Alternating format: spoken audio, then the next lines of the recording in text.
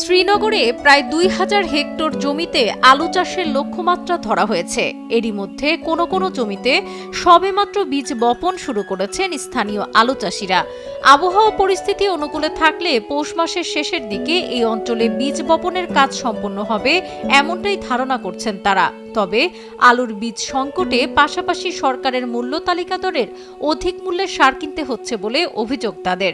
ডিলাররা সার বিক্রির ক্ষেত্রে দোকানের কোনো পাকা রসিদ দিচ্ছেন না।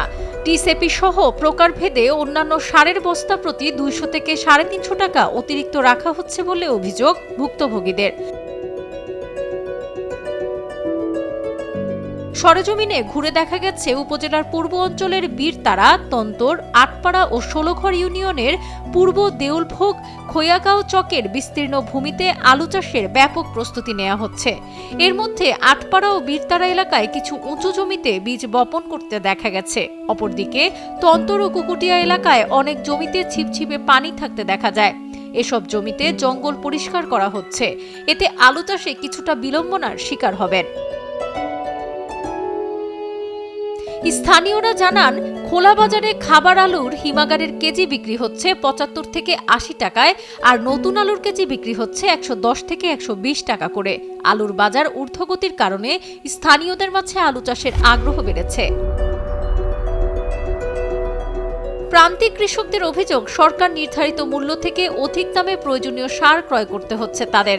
বস্তা প্রতি সারে কয়েকশত টাকা বেশি দিতে হচ্ছে। অপরদিকে সংশ্লিষ্ট ডিলাররা স্থানীয়ভাবে লোকাল সারের দোকানেও সার বিক্রি করে দিচ্ছেন। খোঁজ নিয়ে জানা গেছে, দেশি ব্র্যান্ড ব্র্যাকের ৬০ কেজির বীজ আলুর বস্তা ৮,০০০ টাকা, হল্যান্ডের ডায়মন্ড জাতের লাল আলু বীজ বাক্স ৩৩,০০০ টাকা, এস্টোরিজ লাল আলু বীজের বাক্স ২৬,০০০ টাকা ও গৃহস্থের সংরক্ষিত হিমাগারের বীজ আলুর বস্তা কেনাবেচা হচ্ছে ৪,৫০০ থেকে ৬,০০০ টাকায়। ৪০ কেজির হীরা নামক আলু বীজের দাম ধরা হচ্ছে ৩৪০০ থেকে ৩৬০০ টাকা। চাহিদার তুলনায় কাঙ্ক্ষিত বীজের সংকটে ব্যবসায়ী সিন্ডিকেট ফায়দা লুফে নিচ্ছে। তথ্যমতের ভিত্তিতে জানা গেছে, জেলা জুড়ে প্রায় সবখানেই একই চিত্র। অন্যদিকে টিএসপি সারের বস্তা ১৭৫০, ইউরিয়া ১৩৫০ ও পটাশ সারের বস্তার মূল্য ধরা হচ্ছে ১,০৫০ টাকা করে। নাম প্রকাশে অনিচ্ছুক একজন কৃষক বলেন, দোকানিকে প্রতি বস্তা টিএসপি সারের মূল্য নগদ ১৭৫০ টাকা পরিশোধ করার পর লেবার ও পরিবহন খরচ সহ বাড়িতে আনা পর্যন্ত এক বস্তা সারের মোট খরচ পড়েছে প্রায় ২,০০০ টাকা। কুকুটিয়া এলাকার আলম মোল্লা বলেন, এবার অধিক দামে আলু বীজ, সার, এগ্রিমেন্টে জমি নিয়ে এবং শ্রমিক লেবারদের মজুরি পরিশোধ করে প্রতি কানি আলু খেতিতে ব্যয় ধরা হচ্ছে প্রায় ৪ লাখ টাকা। সব খরচ বাদে জমিতে প্রতিমন আলুর উৎপাদন খরচ পড়বে ৯০০ থেকে ১,০০০ টাকা। তবে এলাকা ভিত্তিক ব্যয় খরচ কিছুটা কম বেশি হতে পারে। আটপাড়ার তিনগাঁও এলাকায় শ্রী সূর্য দাস বলেন, ১৪ কানি জমিতে আলু চাষের প্রস্তুতি নিয়েছি।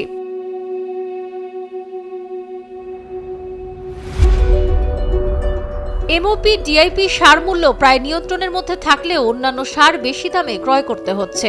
সিংপাড়া বাজারের একতা ট্রেডার্সের কর্ণধারের কাছে অতিরিক্ত দামে সার বিক্রি করার বিষয়ে জানতে চাইলে অস্বীকার করে তিনি দাবি করেন, নির্ধারিত মূল্যই বিক্রি করা হচ্ছে, বিক্রয় রসিদ দেওয়া হচ্ছে না কেন, এমন প্রশ্নের জবাবে তিনি কোনো সদুত্তর দিতে পারেননি। সংশ্লিষ্ট সূত্রে জানা গেছে, উপজেলার ১৪টি ইউনিয়নের আওতায় তালিকাভুক্ত প্রায় ৩০টি ডিলার রয়েছে। এর মধ্যে কয়েকটি ব্যবসা প্রতিষ্ঠানের সার ব্যবস্থাপনায় অনিয়মের তথ্য পাওয়া গেছে। এ বিষয়ে সংশ্লিষ্ট ডিলাররা কথা বলতে রাজি হননি।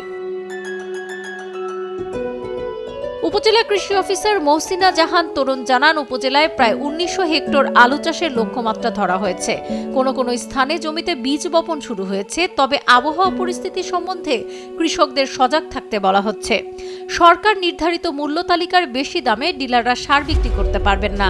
সার অব্যবস্থাপনায় সংশ্লিষ্ট ব্যবসায়ীদের বিরুদ্ধে মোবাইল কোর্ট চলমান আছে। ডেস্ক রিপোর্ট, তরঙ্গ নিউজ।